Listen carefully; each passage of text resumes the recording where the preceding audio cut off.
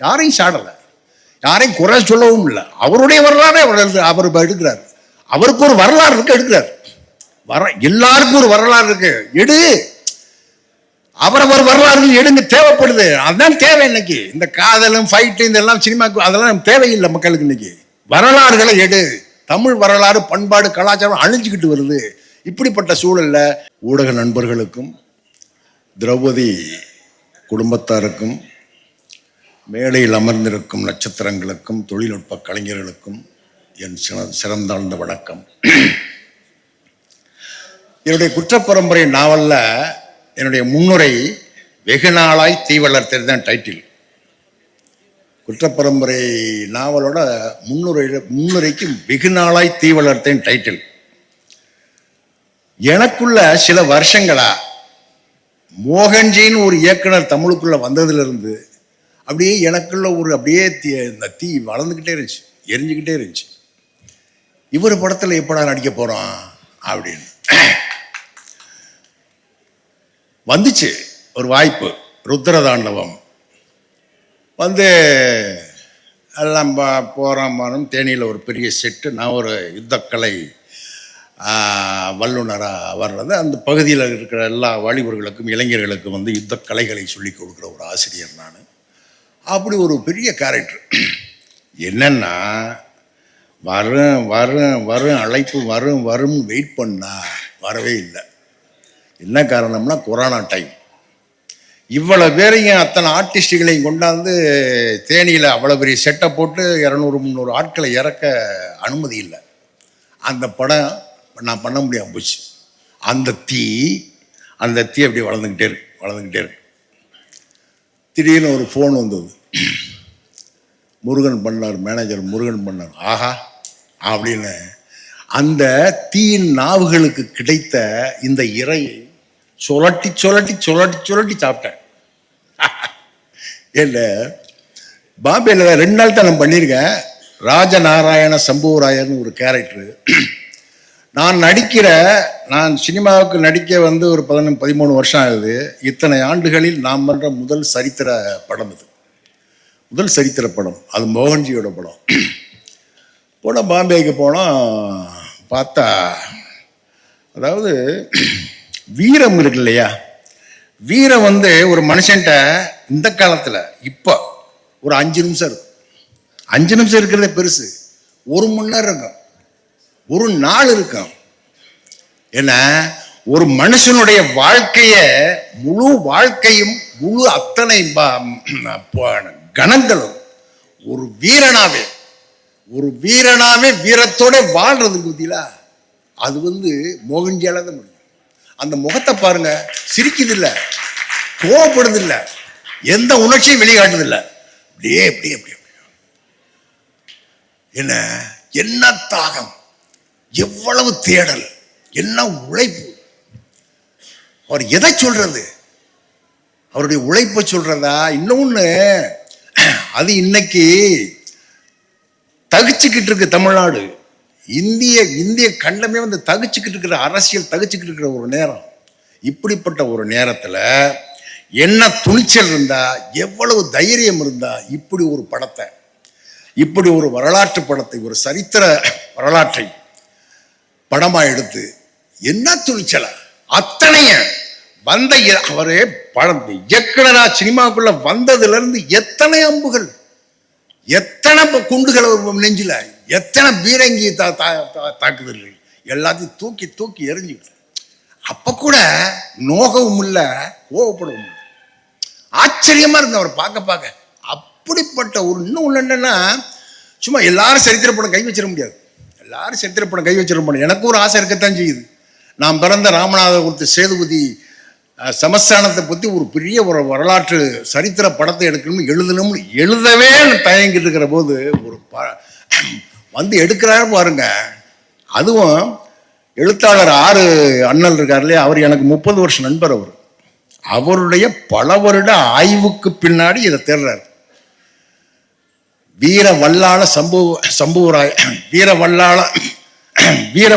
தேவ சம்புவராயர் அவருடைய வரலாற்று அவர் எழுதுறாரு. அது இவர் கைக்கு வருது. அண்ணல் சொன்னாரு, எத்தனையோ பேர் இந்த இவற்றை வந்து கேட்டு கேட்டு கேட்டு எத்தனையோ இயக்குநர்கள் போனாங்களாம், எடுக்கணும் எடுக்கணும் ஆசையில் வந்தாங்களாம், பார்த்தாங்களாம், போயிட்டாங்களாம். ஆனால் மோகன் கையில் கிடைச்சி என் கனவெல்லாம் அப்படியே கொண்டாந்து கண் முன்னாடி நிறுத்திட்டான் என் தம்பி அப்படின்னு. இன்னொன்று நான் இன்னொன்று நான் ஒரு ரைட்டராக இருக்கிறனால எந்த படத்துக்கு போனோம் இந்த டயலாக் பேப்பர் வந்த உடனே என்னடா அப்படின்னு பார்ப்பேன். ஒரு ரெப்பிட்டேஷன் இருக்கக்கூடாது, ஒரு மாதிரியா ஏதாவது நேரிடும், ஆனாலும் வெளியே சொல்ல மாட்டேன். ஆனால் இந்த படத்தில் இந்த கேரக்டருக்கு எனக்கு வந்தது பக்கம் பக்கமாக வசனம். 14ஆம் நூற்றாண்டு கதை, 14ஆம் நூற்றாண்டு கதை. அந்த தமிழ் வேணும். அந்த தமிழும் எல்லாம் பார்வையாளனே நெருக்கிடக்கூடாது, நடிகனையும் நெருக்கிடக்கூடாது. அப்படிப்பட்ட ஒரு அழகான ஒரு அற்புதமான தமிழ்ல படிச்சுட்டு பேச பேச பேச பேச வாயில சந்தனமா மணக்குது. அப்படிப்பட்ட ஒரு வசனத்தை அவங்க மேடம், உங்களை தான் மேடம், நீங்க தானே எழுதுனது டயலாக். யாரு டயலாக்? ஓ அதான் ஏன்னா அப்படிப்பட்ட ஒரு வசனம். அது மட்டும் இல்லை, கேமராமேன், டிஓபி, ஆர்ட் டைரக்ஷன். பாம்பேயில் நடக்குது, ஷூட் நடக்குது. பாம்பேலேருந்து ஒரு 35-40 கிலோமீட்டர் அந்த ஸ்டுடியோ. போனால் பாருங்க, ராமோஜி ஃபிலிம் சிட்டியில் எத்தனையோ படங்கள் நடிச்சிருக்கேன் நம்ம. அப்படி இருக்கு உள்ளே போனால் நம்ம பார்வைக்கு நடிக்கிற போதெல்லாம் பெருசாக தெரியலைங்க. அந்த ஷெட்டு, அந்த இதெல்லாம் அவ்வளோ நடிக்கிற போது எங்களுக்கு தெரியல. பாருங்க விஷுவலாக எல்லாம் என்ன எத்தனை வித்தையை வச்சிருக்காரு மோகன். இது அனைத்தும் ஆர்ட் டைரக்ஷன்லேருந்து ஜிப்ரான் மியூசிக்க கொளுத்திட்டீங்க நீங்க. 2026 முக்கியமான படத்தை முக்கியமான நம்ம ஸ்கோர் அடிச்சிருக்கீங்க. இன்னொன்னு தயாரிப்பாளர் சோழ சக்கரவர்த்தி, எங்க ஊருக்காரர் தான். அவருக்கு முதல் படங்க செட்ல பார்த்தா அவரோட ஃபேமிலியோட ஒரு ப்ரொடியூசரே கிடைக்கல. வழிய போய் சொன்னாங்க, இவர் தான் ப்ரொடியூசர்னு சொன்னாங்க. அவரோட ஆர்டர் இருந்தார். இல்லை, முதல் படம் அடிச்சாரு பாருங்க சிக்ஸரு. ஒரு சிக்ஸர் இல்லை, 2-3 சிக்ஸர் அடிச்சிட்டாரு. யாரு கிடைக்கும் இப்படி ஒரு திரௌபதி படம்? இன்னைக்கு பொங்கலுக்கு பொங்கலே திரௌபதி பொங்கல். என்ன இப்படிப்பட்ட ஒரு அடி முதல் படத்தில் அடிச்சிருக்கீங்கன்னா உண்மையிலேயே நீங்க கொடுத்து வச்சவர். நீங்க மோகனுக்கு இந்த படத்தை கொடுத்து கொடுத்தீங்க, அந்த நீங்க உண்மையிலேயே கொடுத்து வச்சவர். இந்த வாய்ப்பு இல்ல, இது மாதிரி சந்தர்ப்பம் எந்த தயாரிப்பாளர் கிடைச்சதுக்காக நினைக்கிறேன். அப்படி ஒரு அருமையான படத்தை என்ன ப்ரொடியூசர் அத்தனை பேர் நட்டி, நம்ம தலைவர் நட்டி, அவரெல்லாம் பார்த்தீங்கன்னா அப்படி இருக்கார். என்ன இது அங்கே அவங்க முகம் தெரியல, நடிக்கிறவங்க முகம் தெரியல. ரிச்சர்டை பார்த்தா ரிச்சர்டா எனக்கு தெரியல, நட்டியை பார்த்தா நட்டியா தெரியல, கூட நடிக்கிறவங்க யாருமே எனக்கு ஆளா தெரியல. பூரா அந்தந்த கேரக்டர். ஏன்னா நம்ம கற்பனையில் 1000 இருக்கு. நம்ம ஒரு ரைட்டரா அந்த வரலாறுகளை, அந்த ராஜசபையை அப்படி கூட எத்தனையோ விஷயங்கள் நம்ம கற்பனை பண்றாள். நான் நேரம் பார்த்ததில்லை, பாம்பேல பார்த்தேன். அப்படி ஒரு அருமையான அற்புதமான படத்தை. இன்னொன்று, இது இன்னொரு முக்கியமான விஷயத்தை நான் இங்கே பதிவு பண்ணுறேன். இந்த திரௌபதி 2 திருவண்ணாமலையை தலைநகராக கொண்டு ஆண்ட பேரரசர் வீர வல்லாள தேவராயர் அப்படிங்கிற ஒரு பேரரசருடைய கதை, அவருடைய வரலாறு, சரித்திரம். இது ஆதாரம் இருக்கு. அண்ணல் வச்சிருக்காரு, கல்வெட்டுகள் சகலத்தையும் வச்சிருக்காரு. அவரை பற்றிய கதை. இதுல நான் முழு படத்தையும் பார்த்தேன். இதுல அந்த சாதி இந்த சாதி, அவர் இந்த சாதி இந்த சாதி சொல்லல, ஒரு குழப்பமும் வேணாம். திருவண்ணாமலையை தலைநகராக கொண்டு 14ஆம் நூற்றாண்டில் ஆண்ட பேரரசர் வீர வல்லாள தேவராயர், இவரை பற்றி கதை. 1342 இறந்து கொண்டுட்டாங்க. மதுரை சுல்தான் கொன்றுறாரு அவரை. அவர் 1342 அவர் சாகுறாரு. அன்று அவருக்கு அந்த சம்பவ அந்த வீர வல்லாளருக்கு திதி கொடுத்தவ சிவபெருமான் யார், அண்ணாமலையார்.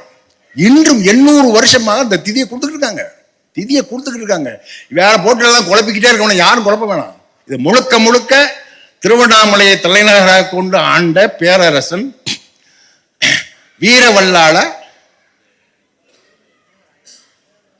தேவராயர், அவரை பற்றிய கதை இது. இந்த சரித்திரத்தை, இது ஆசை இருக்கலாம் எல்லாருக்கும், எல்லா எழுத்தாளனுக்கும் ஆசை இருக்கலாம். ஒன்று நான் சவாலாகவே சொல்கிறேன், எல்லாம் வந்துட்டு போகும், அதை பற்றி நமக்கு பிரச்சனை இல்லை. தமிழில் இப்படி ஒரு வரலாற்று படம், தமிழ் திரையுலகம் தோன்றிய காலத்துலேருந்து பாருங்க, ஒன்று காட்டுங்க பார்ப்போம். கற்பனையாக இருக்கும், புனைவுகளாக இருக்கும், காதல் இருக்கும், என்னென்னமோ இருக்கும், அது வேற விஷயம். வரலாற்றை இப்படி ஆணித்தரமாக இந்த தைரியம் வருமா இன்னைக்கு இருக்கிற சூழல்ல? ஆனா இன்னொன்னு, யாருக்கு பின்னாடி ஒரு ஒளியில மோகன், யாருக்கு பின்னாடி ஒளியில அவரு நிற்கிறார், அவ்வளவு அவருக்குள்ள இருக்குங்க. அப்படி ஒரு பெரு ஞானம் இருக்கு அவருக்குள்ள. இல்லை, அவ்வளவு நிறைவான ஒரு ஆள் அவர். சகலத்தை தேடி வச்சிருக்கிறார். எந்த விஷயம் இருந்தாலும் எல்லாத்துக்கும் பதில் இருக்கு அவர்கிட்ட, எல்லாத்துக்கும் பதில் இருக்கு. அவர் சமீபத்தில் ஒரு பேட்டியை பார்த்தேன் யூடியூப்ல. என்னன்னா, யாருக்கு நான் கெடுதல் நினைச்சதில்லை, யாரும் கெட்டு போகணும்னு நினைச்சதில்லை. ஏன்னா நான் ஏன் அப்படி நான் யாரையுமே நான் கெடுக்க நினைச்சதில்லை, கெட்டு போக நினைச்சதில்லை, யாரும் நான் பகையாளியும் இல்லைன்னு சொல்றாரு.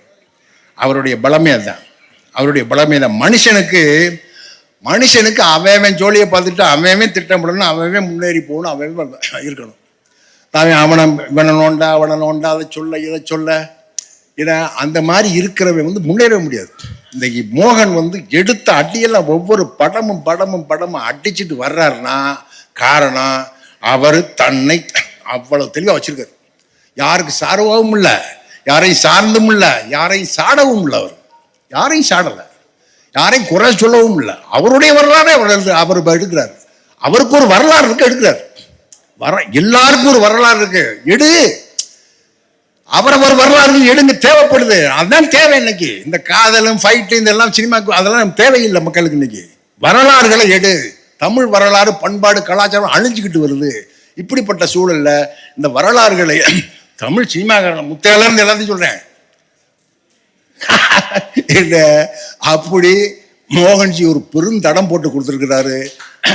மோகன்ஜி வாங்க, பொங்கலுக்கு வாங்க, தெற்கத்தி கதவுகள் எல்லாம் திறந்திருக்கு, உங்களுக்காக தெற்கத்தி வீதிகள் எல்லாம் திறந்திருக்கு. வாங்க, திரௌபதி 2 மிகப்பெரிய வெற்றி அடையும். இந்த திரைப்படத்துல நானும் மோகனோடு இருக்கிறது எனக்கு ரொம்ப சந்தோஷம், ரொம்ப பெருமையா இருக்கு. நன்றி, வணக்கம்.